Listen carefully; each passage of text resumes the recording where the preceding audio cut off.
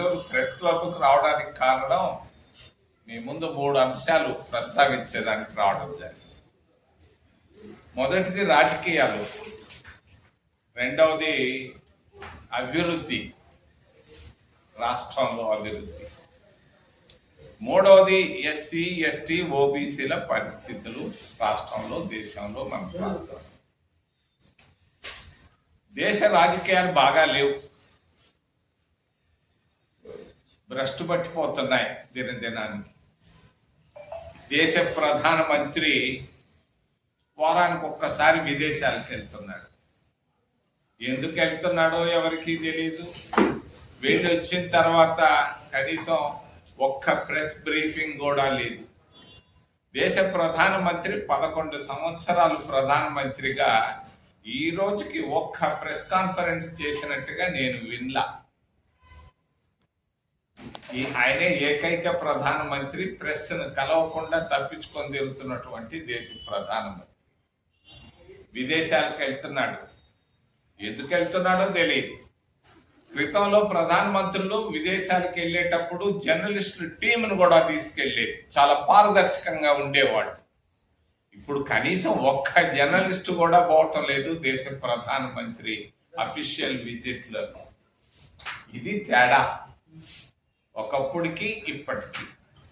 మరి దేశ ప్రధానమంత్రి మాట్లాడితే ట్రంప్ అంటాడు, లేదనంటే టైగర్లు అంటాడు. ట్రంప్ టైగర్లు చూసుకుంటున్నాడే కానీ దేశంలో ఉన్నటువంటి నిరుద్యోగాన్ని గురించి ఆలోచన టైం కూడా లేదు. మరి దేశంలో ఉన్నటువంటి పేదరికం విపరీతంగా ఉంది. రాత్రి హైదరాబాద్లో చంద్రశేఖర్ రెడ్డి అనే ఒక లెక్చరరు, ఆయన భార్య, ఆయనకు 10 వయసు వచ్చినటువంటి భార్య, కూతురు, కొడుకులు 4 చనిపోయారు. ఎందుకు? నిరుద్యోగం. బాగా చదువుకున్నాడు, పోస్ట్ గ్రాడ్యుయేట్ అయ్యాడు, లెక్చరర్ అయ్యాడు, ఉద్యోగం దొరక్క తన 2 బిడ్డలకి పాయిజన్ ఇచ్చి చంపేసి భార్య భర్తలు 2 ఫ్యాన్కు ఊరేసుకొని చచ్చిపోయారు రాత్రి. ఈరోజు పొద్దున్నే టీవీల్లో వచ్చింది. 4 చనిపోయారు. కారణం నిరుద్యోగం. నిరుద్యోగాన్ని గురించి ప్రధానమంత్రి ఎక్కడా మాట్లాడటం లేదు. ఇది పొరపాటు, భారతీయ జనతా పార్టీ చేస్తున్నటువంటి పొరపాటు. రెండోది ధరలు విపరీతంగా పెరిగిపోతున్నాయి. ధరలు ఆకాశం ఎత్తుకెళ్తున్నా కూడా ధరల గురించి ప్రధానమంత్రి ఎప్పుడూ మాట్లాడు. ట్యాక్సులు కూడా విపరీతంగా పెరిగిపోతున్నాయి, దినదినానికి పెంచేస్తున్నారు. ఈ విధంగా భారతదేశంలో భారతీయ జనతా పార్టీ సంపూర్ణంగా విఫలమైపోయింది. గెలుస్తున్నారు, గెలవడం అదేమి అది అందరికీ తెలిసి ఎట్ట గెలుస్తున్నారు.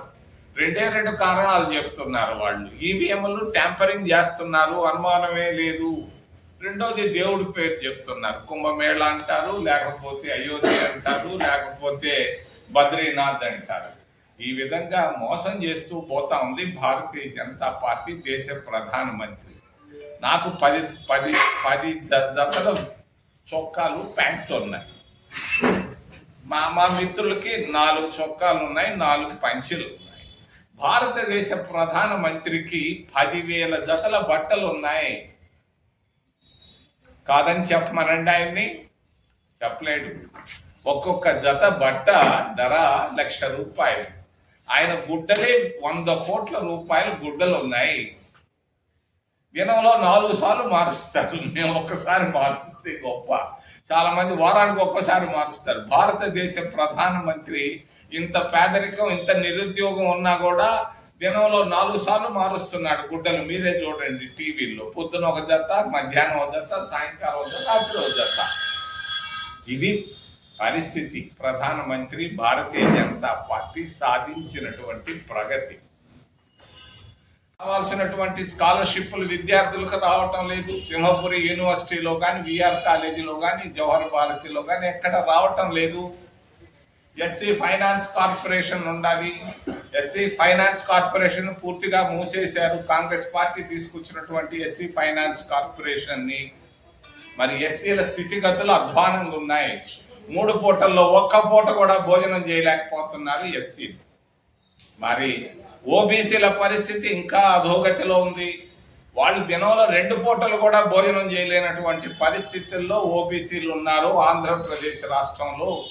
ఎస్టీల పరిస్థితి చెప్పాల్సిన పని లేదు. చల్లా యానాదుల పరిస్థితి మరి నెల్లూరు జిల్లాలో ఆ వెన్నెలకంటి రాఘవయ్యతోనే వెళ్ళింది. వాళ్ళ వెల్ఫేర్ గురించి ఆలోచించే ప్రభుత్వాలు కానీ రానే లేవు, రాలేదు, రావు.